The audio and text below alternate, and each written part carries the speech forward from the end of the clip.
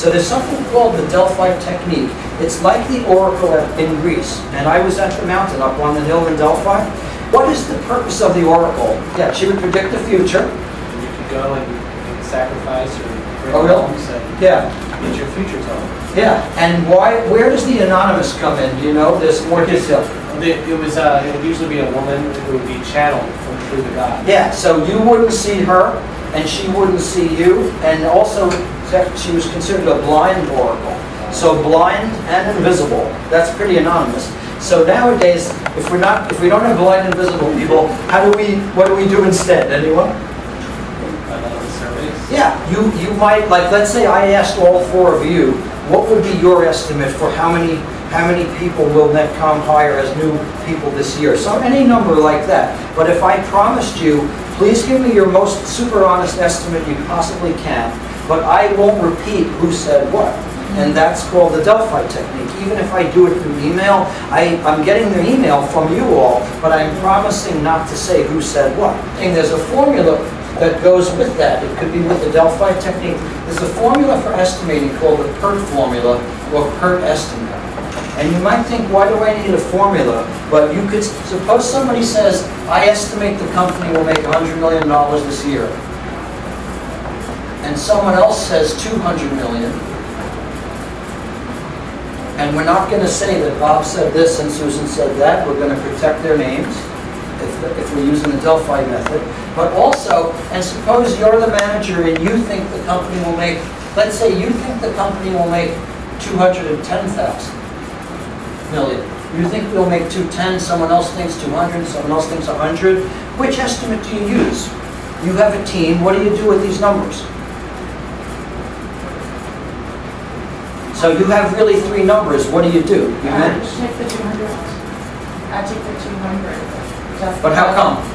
Well, because I have two estimates that are close to that range. But that is a way, but based on what? Or you can average. Or you can average, but there's a way to apply a little more science to it. And they say estimating is somewhat of an art more than a science, because you never know until next year we'll know exactly how right everyone was. So the problem with just taking this one or that one, that makes logical sense if they were too close. Let's assume there's a reason for that. However, there may not be a reason for that. Maybe next year 100 is the number. So the point is you want to figure out what is the best estimate. Suppose you're the manager and you know more than your other people. Or the other way around. Suppose the person who said 100 million, maybe they are your best estimator. So you might say, you know what, I already know that the person who said 100 is my favorite chosen estimator. When I'm in a pinch, I always go to her. So you can say, you can use the Pert formula to give extra weight to her number, but you can still take into account all three numbers. This is a formulaic way to do it. In other words, a mathematical way.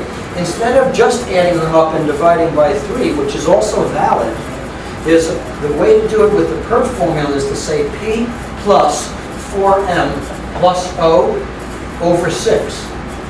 P is pessimist, and O is optimist. Believe it or not, that's what this means. Even though it looks like a nice cold formula, it's based on people knowledge.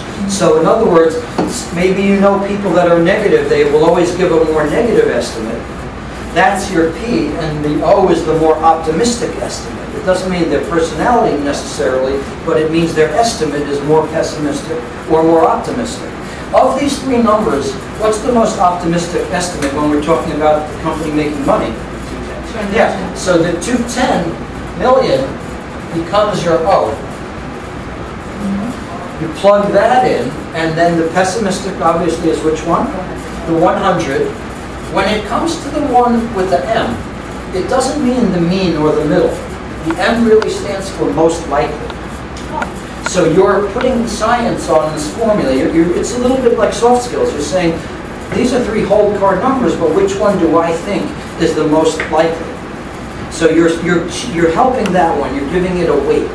So they call this a weighted formula. So suppose we picked 100, let's say, or suppose you think 90 is the answer. You think the estimate might be 90. So you might put 90 million here and multiply that by 4. and you still have the other numbers, but you have yours that you like the best, really. It's the one that's most likely, because then what happens when you multiply that one by 4, and then you're dividing them all by 6? Why is it 6? Phil is a math guy.